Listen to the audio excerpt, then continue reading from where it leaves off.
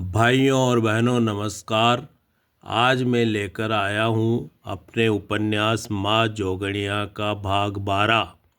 कोटा से लगभग 100 किलोमीटर दूर स्थित है जोगणिया माता का मंदिर। अरावली की पहाड़ियों के ऊपर माल पर्वत पर विराजमान माता जन जन का कल्याण करती है। अमीर गरीब सभी तरह के भक्त माता के द्वार पर पहुँचते हैं। माता सबकी मनोकामना पूर्ण करती है। इसी लोकमान्यता को शब्द देती है यह कृति। माँ जोगणिया को नमन। श्रेया ने उस दिन सोम से बातचीत की थी और वह प्रसन्न हो गया था। कई दिनों तक सोम के मन में हर्ष की लहरें प्रवाहित होती रही थी। श्रेया को दूर से ही देखकर वह रोमांचित हो उठता था। जब कभी श्रेया से उसकी नज़रें मिलती, सोम के हृदय की धड़कन तेज हो जाती थी। उसका मन पुलकित हो उठता था। अब उसकी रुचि किताबों में अधिक लगने लगी थी। पढ़ लिख कर वह कुछ कर दिखाना चाहता था। यही एक ऐसा रास्ता था जिसके बल पर वह श्रेया को प्रभावित कर सकता था, उसके मन में अपने लिए स्थान बना सकता था। लेकिन यह एक लंबा और कठिन रास्ता था। इस रास्ते पर चलकर अपनी मंजिल तक पहुंचने में अधिक लगन व धैर्य की आवश्यकता थी। रात को खाने पीने से निपटने के बाद बालू जल्दी ही किताबें बंद करके सो गया। परंतु सोम देर रात तक जागता रहता। टेबल लैंप जलाकर वह पढ़ता रहता। गणित व भौतिक विज्ञान के सवालों में वह उलझा रहता। यही तो दो ऐसे विषय थे जिनमें अधिक से अधिक नंबर प्राप्त किए जा सकते थे। गणित के सवालों का हल निकालने में सोम को बड़ा ही आनंद आता था। पढ़ते पढ़ते जब कभी वह बोर होने लगता था, तब श्रेया का चेहरा उसकी आंखों में प्रकट हो आता था। उस लड़की की आंखों में देखते ही सोम की सारी बोरियत दूर हो जाती थी। उसका मन नव स्फूर्ति से भर उठता था और उसका मन फिर पढ़ने में लगने लगता था। इसी तरह कई दिन गुजर गए थे। श्रेया के आकर्षण से सोम का मन पढ़ाई में लग गया था। कॉलेज से उसका समय आसानी से कटने लगा था। सोमवार को सुबह गांव से चित्तौड़ आता था। कॉलेज, हॉस्टल, किताबें, बालू की मित्रता और श्रेया की मधुर स्मृतियाँ। समय कब गुजर जाता कुछ पता ही नहीं चलता था और शनिवार आ जाता था। फिर सोम को गांव की याद आने लगती थी, भीलड़ माँ की याद आने लगती थी, उसे जोगणिया माता की याद आने लगती थी, मांगू बाबा और उनकी भजन मंडली के लोगों की याद आने लगती थी। शनिवार को कॉलेज में जल्दी ही छुट्टी हो जाती थी। बालू और वह दोनों अपने कमरे के ताला लगाकर हॉस्टल से निकल जाते थे। बस स्टैंड पर आकर बालू नीम खेड़ा की बस में बैठता था और सोम जोगणिया माता जाने वाली बस पकड़ता था। सोम रात पड़े गांव पहुंचता था। घर पर भीलड़ माँ उसकी प्रतीक्षा करती रहती थी। सोम को देखते ही भीलड़ माँ प्रसन्न हो जाती थी। वह सोम को गले लगाकर उसका मस्तक चूम लेती थी। थोड़ी देर बातें करने के बाद भीलड़ माँ स्नेहपूर्वक उसे खाना परोसती थी। माँ के हाथ की बनी हुई सब्जी रोटी सोम को अत्यधिक स्वादिष्ट लगती थी। भीलड़ माँ बातें करते हुए वह भरपेट खाना खाता था। खाने पीने से निपटने के बाद भीलड़ माँ खाटे बिछा देती थी। बिस्तर पर पड़े पड़े दोनों माँ बेटे बातें करते रहते थे। दिन भर की थकियारी भीलड़ माँ को बातें करते करते ही नींद आ जाती थी, परंतु सोम को देर रात तक नींद नहीं आती थी। रात की नीरवता में दया का चेहरा उसकी आंखों में प्रकट हो आता था। मृदुल स्मृतियों से मन भर आता था। इसी तरह की दिन गुजरते रहे। कई सप्ताह गुजर गए, महीने गुजर गए। बरसात की ऋतु विदा हो गई और ठंड का मौसम आ गया। लंबा समय निकल गया, लेकिन श्रेया से सोम की मित्रता आगे नहीं बढ़ सकी। उसे श्रेया से बात करने का कभी मौका ही नहीं मिलता था। दिन प्रतिदिन उसके प्रति सोम का आकर्षण बढ़ने लगा था। वह उससे मित्रता करने के लिए छटपटाने लगा। श्रेया से बातें करने के लिए हर समय उसका मन व्याकुल रहने लगा था, लेकिन उसे कोई रास्ता नज़र नहीं आ रहा था। श्रेया सिंह कक्षा में अपने आसपास बैठे हुए शहर के लड़कों से हंस हंस कर बातें करती थी। दूर से ही यह देखकर सोम जल भुन कर रह जाता था। अजीब सी ईर्ष्या से उसका हृदय भर आता था। कक्षा में सबसे पीछे की सीट पर बैठा हुआ वह किताबों में खोया रहता, लेकिन उसका मन हर क्षण उसके लिए ही तड़पता रहता। कभी कभार वह एक नज़र सोम की ओर देख लेती तो वह गदगद हो जाता। उसके अंदर हर्ष की लहर दौड़ जाती थी। आज सोमवार था। सुबह ही सोम गांव से लौटा था। दिन भर वह कॉलेज में पढ़ा था। शाम को बालू व उसने मिलकर रोटी सब्जी बनाई थी। बालू खा पीकर जल्दी ही सो गया था। सोम टेबल लैंप जलाकर किताबों में खोया हुआ था, परंतु आज उसका मन पढ़ाई में नहीं लग रहा था। हृदय में गहरी उदासी छाई हुई थी।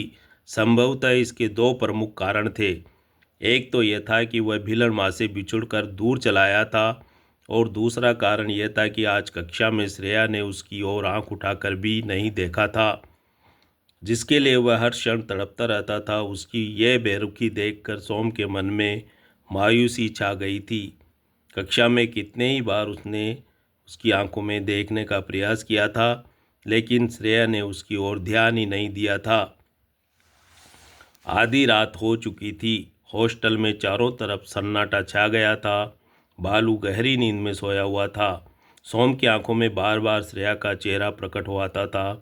बार बार उसका मन कक्षा में पहुंच जाता था, जहां वह सबसे पीछे की पंक्ति में बैठा हुआ नजर आता था।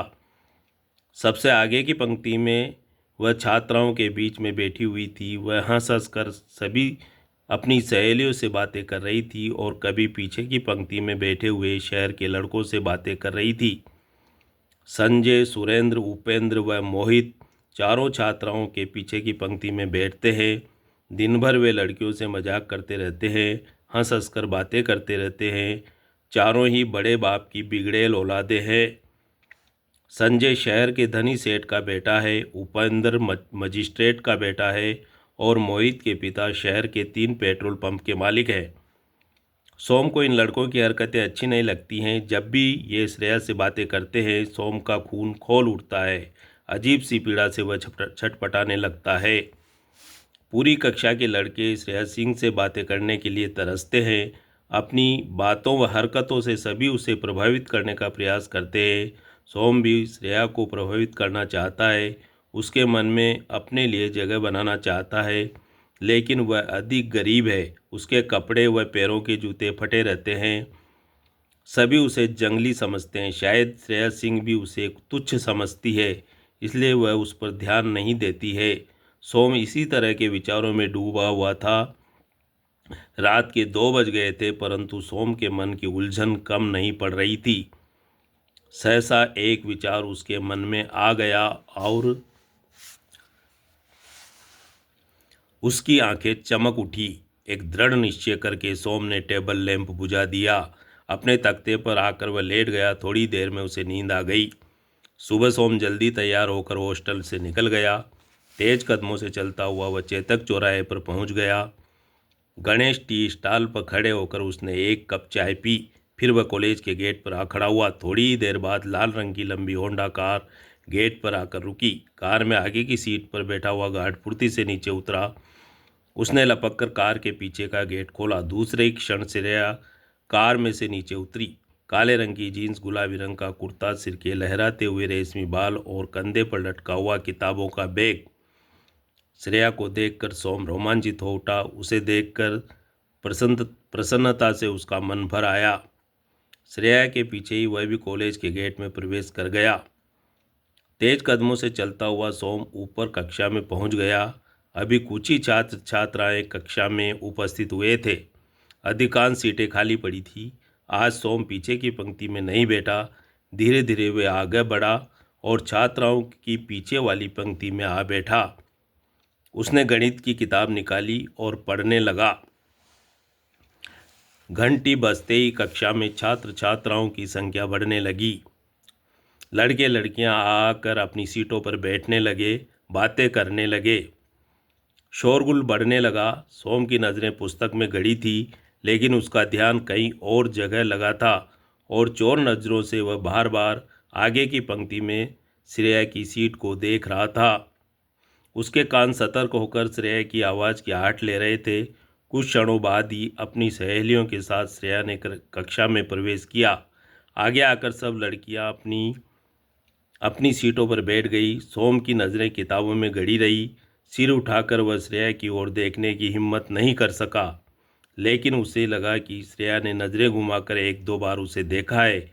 यह महसूस करके वह रोमांचित हो उठा। उसका दिल जोर जोर से धड़कने लगा। अभी वह सामान्य होने का प्रयास कर ही रहा था कि किसी का कर्कश स्वर उसके कानों में आकर टकराया।